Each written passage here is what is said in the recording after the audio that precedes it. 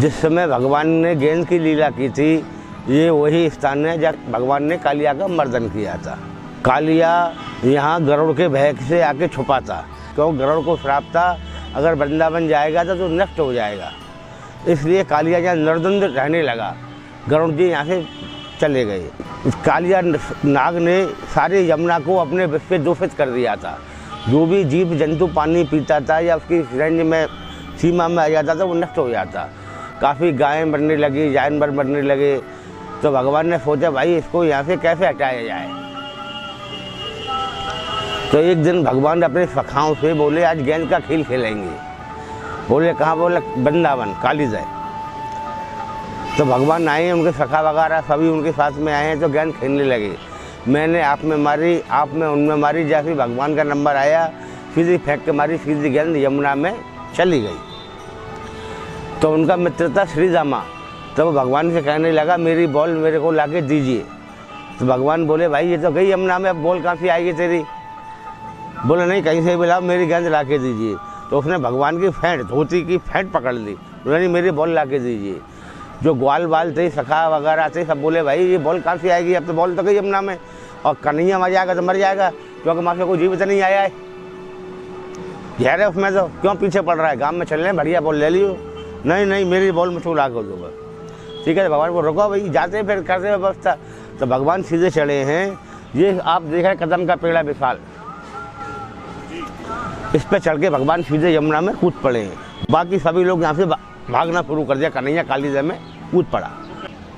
जब भगवान कालिया में कूद पड़े तो जो उनके साथ में ग्वाल बाल सखा ब्रजवासी वगैरह थे सारे भागने लगे यहाँ से, और उन्होंने जाके हल्ला किया कि कन्हैया कालीजय में कूद पड़ा, कन्हैया कालीजय में डूब गया, कन्हैया कालीजय में डूब गया।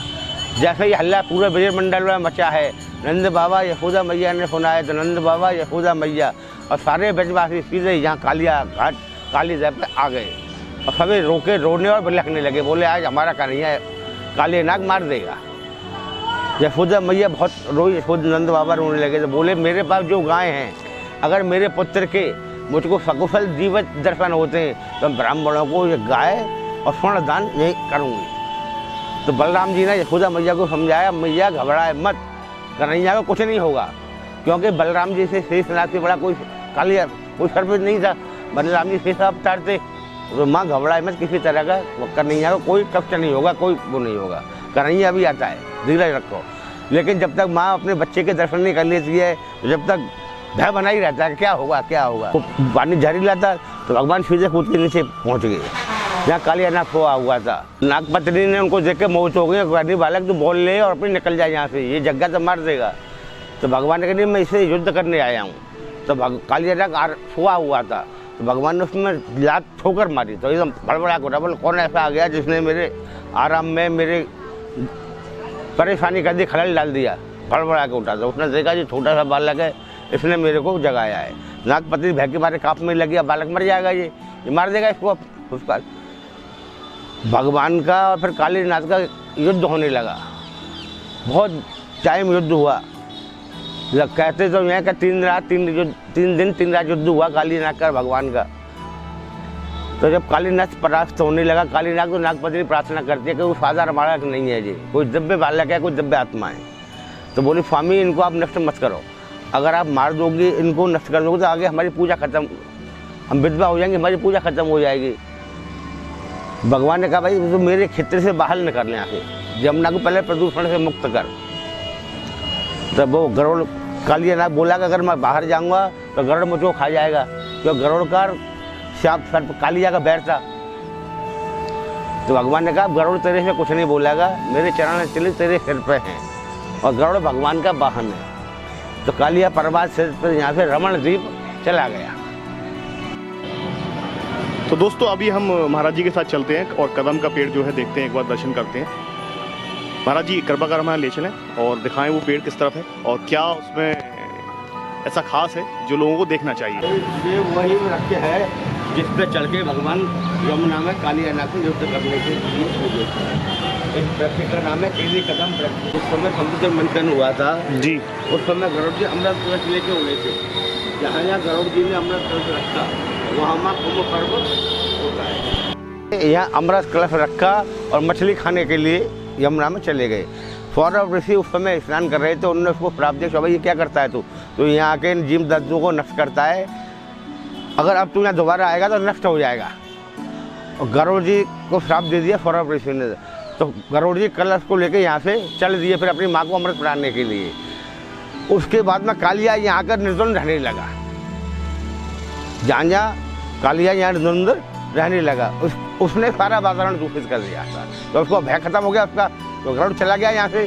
गरुड़ आएगा नहीं, गरुड़ आएगा तो वो नष्ट होगा नहीं, तब भगवान ने कालिया मर्दन किया था।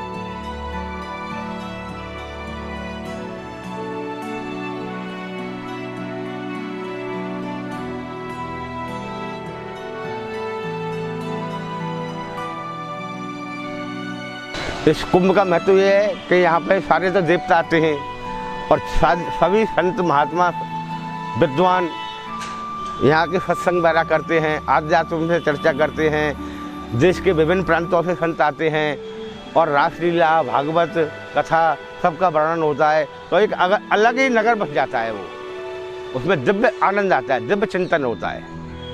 इसकी परिक्रमा लगा लें वृक्ष की आप, और इसको देखा सारा हॉल है पूरा खोखला है और सारा हरा है भगवान की दया से।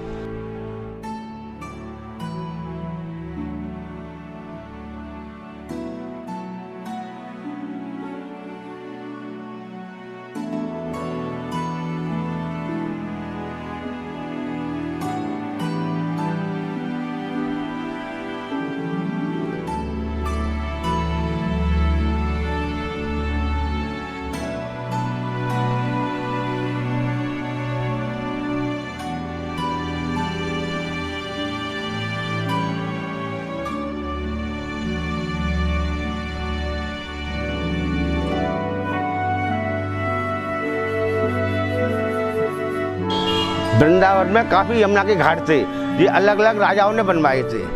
ये होलकर स्टेट का बनाया हुआ घाट है। हाँ, इंदौर रियासत।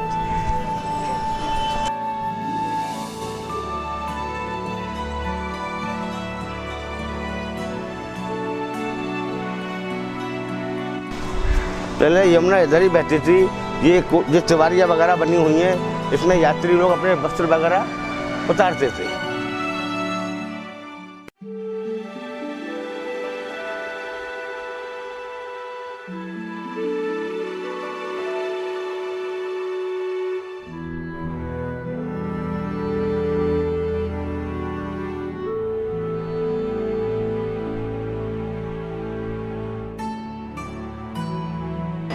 और ये नाग देवता के चारों तरफ जो है कौन है? काली नाग काली नाग की पत्नी है जी। आज जो प्रार्थना कर रही है भगवान से कि हमारे पति को छोड़ दो, उसको नष्ट मत करो।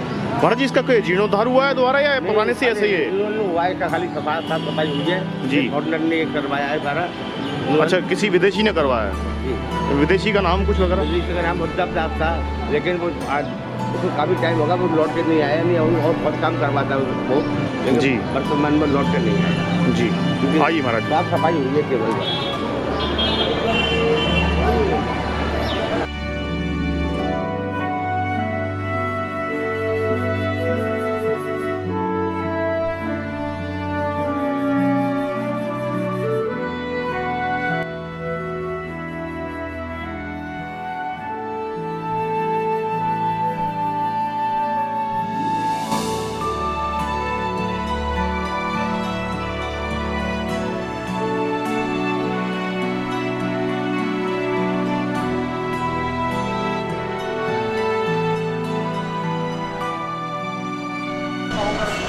ये कालियादेव मंदिर है, ऊपर भगवान कृष्ण हैं, बीच में कालिया नाग है, नीचे बलराम जी हैं, आजू बाजू में नाग पत्नी है जो भगवान से प्रार्थना कर रही है हमारे पति को छोड़ दो।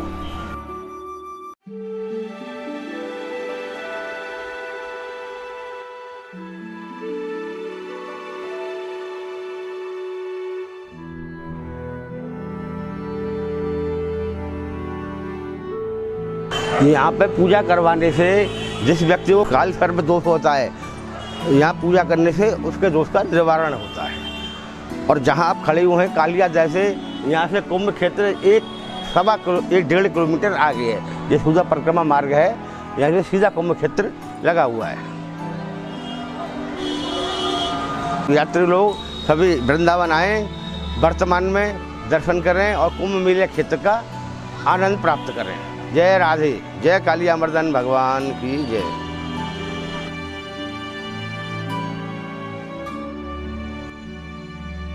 भाई जिस समय यमुना में कालिया नाग ने आज से 5,500 पहले विष घोला था, जिससे जीव जंतु वगैरह सारे नष्ट होने लगे थे, तो उस समय भगवान कृष्ण ने यमुना का उद्धार किया और हम सब ब्रह्मवासियों को, सब जनता जनार्दन को उस कालिया नाग के विष से मुक्त कराया।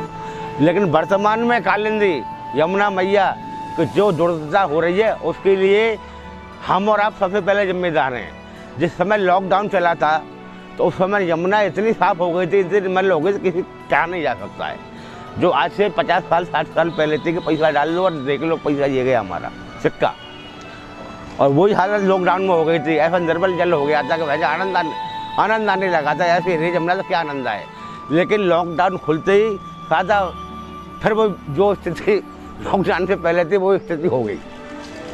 कालिया नाग रूपी मनुष्यों ने इस यमुना का विष बोल दिया है। ये भोले बाबा हैं, 3 दिन पहले ये इस पृथ्वी पे आए हैं, 3 दिन पहले।